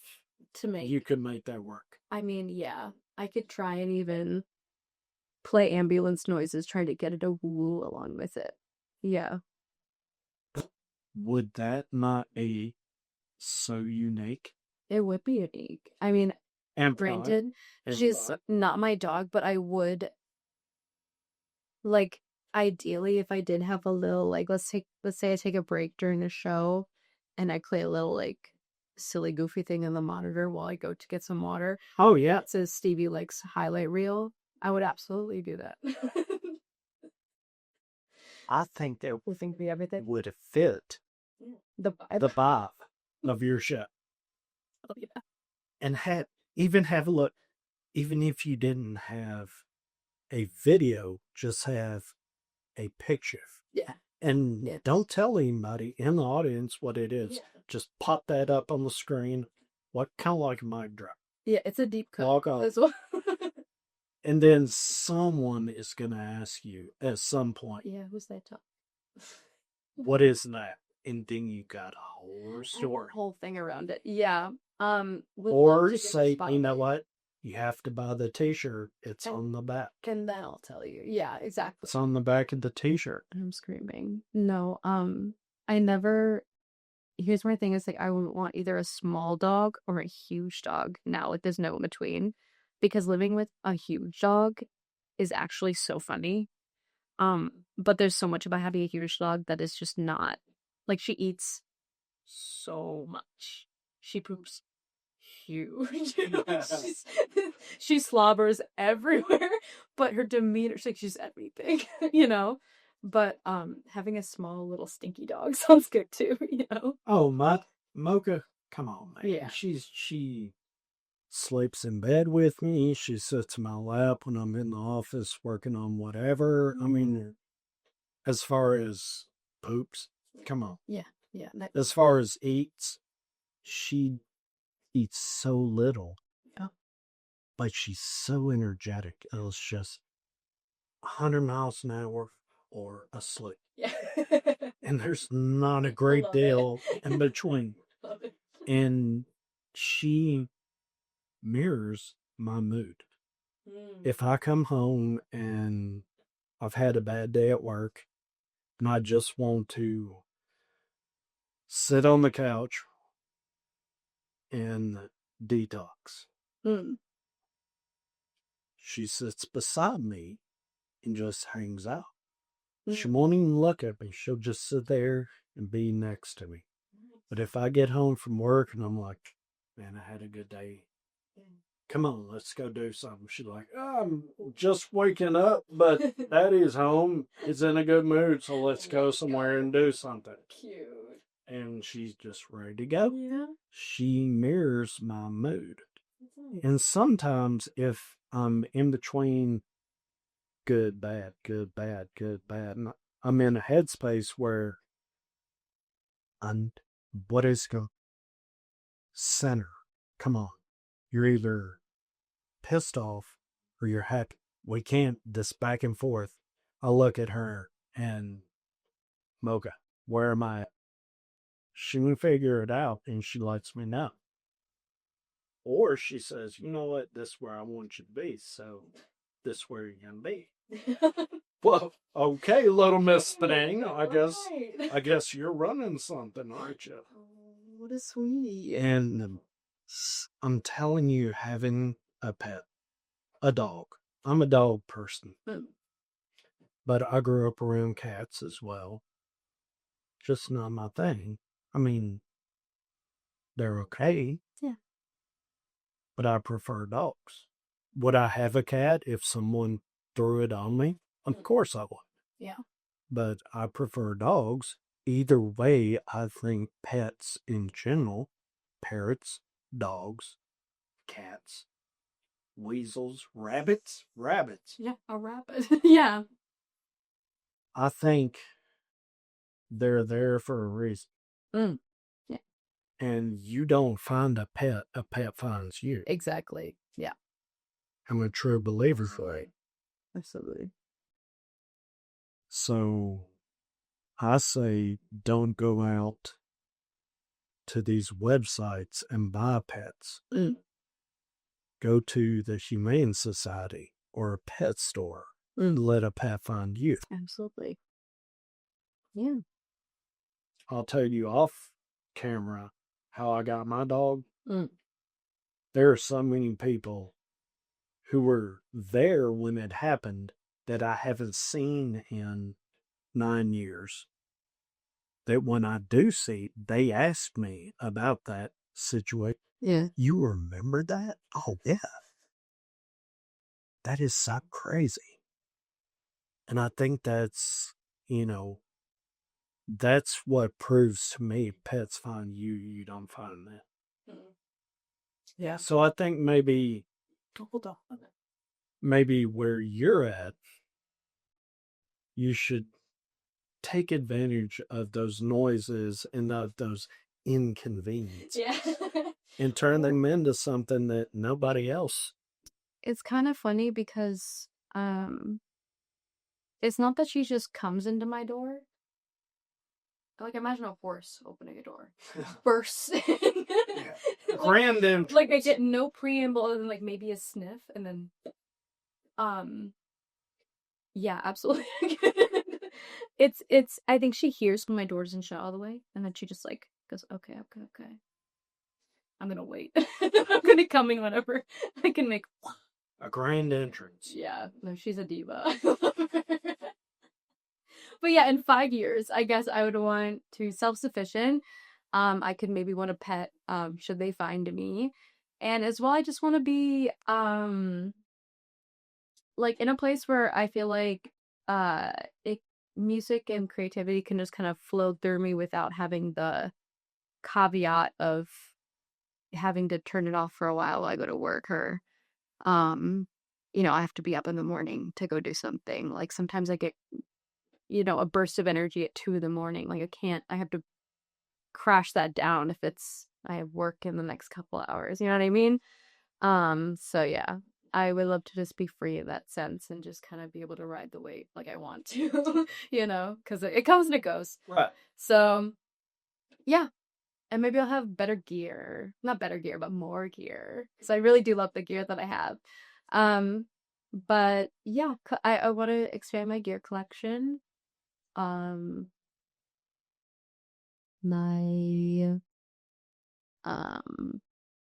like plushie collection. Like, would love to have some more of those. And just generally like live in a space where I feel like I have more control over. Yeah. Yeah. Yeah. So, next question. What are you doing to make that happen?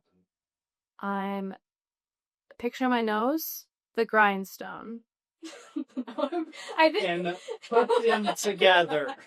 No, I think pretty much I'm just working every day. I think getting into covers is really helpful because it does kind of like fill that void of, like, if I felt like every single video or something I had to put out would be like original work, then that would absolutely be just like, I think, a little bit draining. But I think it's not only helpful for content and engagement to do covers, but also for like my own psyche and reminding me why I like music in the first place. That's really helpful. I think it's just a daily grind. I think what has ended up happening to me in the past is that I've when I do reach a certain level, I don't mentally give myself time to just like celebrate it. I'm more so like, and the next, which I think is harmful. Like, I think I should at least like buy myself a cake or something. Like, I think, and, like have a celebration or something. I recently bought myself a little bunny figurine off of Etsy. Because I just released that Every Time We Touch cover and it was doing pretty well, and I just wanted to like give myself a little trinket. So it's this little bunny in half of a walnut with a little leaf as an oar. Right. It's very cute. And it just came in the other day and I like cried about it because it's so cute. But like it's so cute. And so I was like, I think, maybe if I get something like small and cute, it will keep me, motivated and have something like physical to look back on and be like, okay, yeah, this is what I got when I was proud of myself for this and this. And then I'll have so many trinkets and I'll put them on display and everything. Well, why don't you post that on social media? I did for the bunny forever. I did for the bunny because I was especially proud of it and I was very excited about the bunny. But in the future I absolutely will because I think it's definitely, that's also another piece of something to look back on, like when I'm scrolling through Instagram, or if anyone is scrolling through Instagram but doesn't really know anything about me, to look back and be like, okay, this was last year, okay, great, this was a accomplishment. So yeah, my next accomplishment, I don't know what kind of little figurine I'll get or what kind of, I don't know, piece of clothing or something I'll get, but I think having something physical really helps me stay grounded and realize, because I just had the tendency to just barrel forward and be like, wait, cool, and then just keep going instead of actually taking a moment and be like, okay, that was really cool.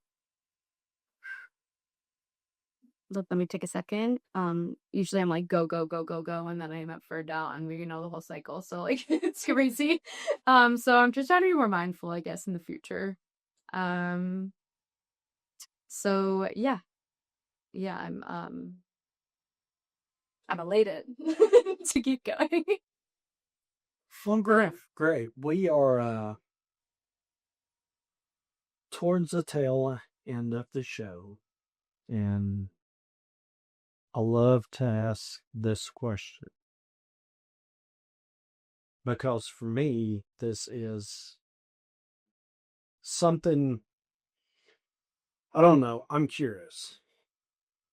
And my brain is in a place right now, obviously, where nothing's making sense.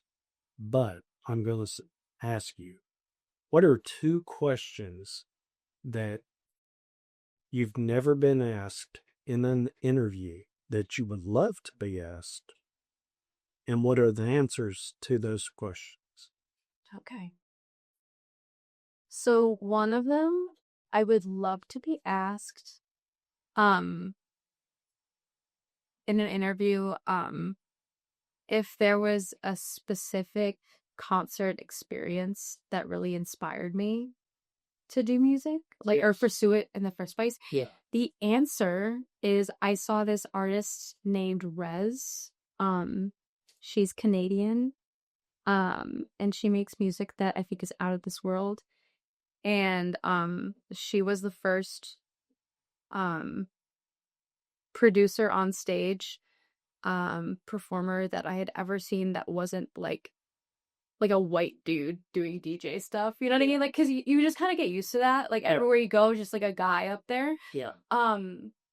Seeing her perform and not only make like electronic music, but like we're talking like grimy dubstep. Like, her music sounds like what the depths of space sound like scary. Like, it's like a little scary. And to see a woman up there with, not like she has like long hair, she wears these glasses that have LED spirals in them. It's like super trippy. She's so cool. She's gay. Like, I love her, and really seeing like her up on stage, not only making electronic music that I love, but like down dirty, like really like just amazing electronic that I really just found I just found it really, really compelling, and also maybe like kind of take a second and think about like femininity as well, because she was out there doing literally the exact same thing as a bunch of dudes that I had seen, but also like grimy, dirty down dubstep beats, like in a way that I've never seen before. And it really radicalized me to not only be able to get on stage and do what I do, not that I make the same kind of music, but it gave me just like the confidence to do whatever I wanted despite, who I was, be able to make what I wanted, regardless of, I just think there's something really compelling about seeing someone that you identify with on stage. Yeah. Because for the longest time it was just like, I mean, like, no offense to anyone I saw beforehand, but it's just like string bean, like like dudes that are, you can't really see their face. They're just kind of up there and they'll like, throw a few things. But she went up there and she had a hat on and her long hair in a ponytail and spiral LED glasses with like hypnotic like visuals. Her whole thing was like, her whole concept was about hypnosis and things like that. Like, it's just so cool. And so creepy and weird. And yeah, I think I would love for people to ask me about her more specifically, because I had nothing but time, to be honest, to talk about her. I guess the second question I would love to be asked. In general, I would like to talk more about I grew up in Metro Detroit. If like 8 Mile, I grew up on 10 Mile. So like I grew right into the zoo. A lot of my teen years were spent driving down to Detroit with my friends, spending all the money that I made at my job on gas and concert tickets. And just literally, like, there was a time where like every single weekend we're going to a show, maybe some twice in a week. We're just like grinding on it because we just love the music. And I would love to talk more about the people that I saw in my youth. I guess that kind of ties back to Res, but there's something about a genre that you really love and respect that you're willing, because I didn't know what style of electronic these people were playing. I just knew that it was some kind of electronic, and then knew my friends would get dressed up and we would go. So it was a surprise every time, and sometimes I really liked it, sometimes I did not. But it was the experience. And I just would love to like talk about that in general, and my experience at those shows, and also like the rave scene when I was a teenager was like crazy. And like it was like the candy bracelets up to like your elbows type vibe. Yeah. And like wearing next to nothing in the cold of Michigan. Yeah, it was bananas. So I just like to reminisce on that a lot. And also how it like made me really love like the genre in the first place, because I can't imagine loving electronic, which I did, without growing up in around the Detroit area and in the Midwest where it's so prevalent. I didn't realize it was not like that everywhere until I moved to Boston, until I came down here where you kind of have to look and find for it. Because yeah, it just felt like a constant when I was there, and I just love to talk about it. All right. So, yeah. All right. So next time we sit down, that's what we're going to talk about. So And I a t-shirt had- for you. yes, yes, I had an absolute blast. Me too. And I would really love to sit down and do this again Mhm. very soon. Mm-hmm. You can be my like, do you know how Variety Fair interviews Billie Eilish every single year? Yeah. We can be that. Yeah, but maybe we need to do it a little 2 years? Every 2 years. no, a little sooner. Oh, okay. Yeah. Every 6 months. Oh, okay. You know what? I'm good with that. Okay, I'm good with sounds that. good. Sounds All right. good. So, where can I find your music, your art on social media or anywhere? Just Well, I own the domain Bennett.io. It is itself a domain. On there you can find my links to my Spotify, Instagram, TikTok, all of my socials. My music is available on nearly every single streaming platform that there is that is distributed by DistroKid. And yeah, I mostly post on TikTok and Instagram these days, But I'm also in the process of growing my YouTube channel, which is Bennett.io, YouTube/Bennett.io. So yeah, pretty much anywhere you search that, it's my username. So yeah, that's it. All right. Well, ladies and gentlemen, I hope you enjoyed the interview as much as I did. And hope to talk to you again very soon. Oh, yes. All right. I'm into it. Cool. All right. Thank you.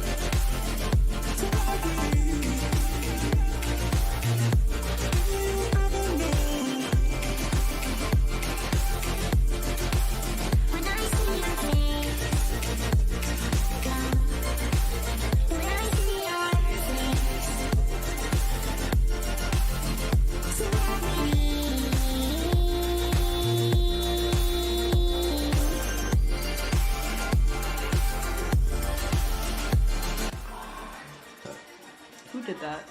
Who did that?